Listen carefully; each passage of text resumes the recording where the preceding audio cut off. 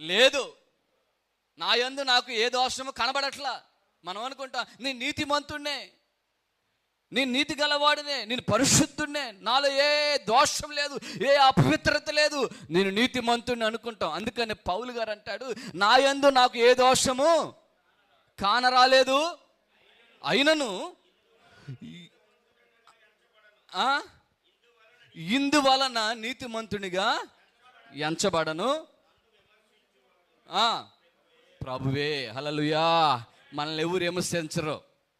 నువ్వు ఇలాగ పాస్టర్ గారు, నువ్వు ఇలాగండి, నీ జీవితం ఇలాగుంది, నువ్వు ఇలా ప్రవర్తిస్తున్నావు, నీ జీవితం కరెక్ట్గా లేదు, నువ్వు పరిచర్య చేస్తున్నావు కానీ నీ పరిచర్యలో పరిశుద్ధత లేదు, నువ్వు క్రమంగా సేవ చేయట్లేదు. ఇదిగో ఎవరేమన్నా, ఒకవేళ నేనన్నా కూడా, పెద్దలన్నా కూడా, ఫెలోషిప్ ప్రెసిడెంట్లు అన్నా కూడా, ఆయన చెప్పేదేంటే, ఆయన చూసుకోమను.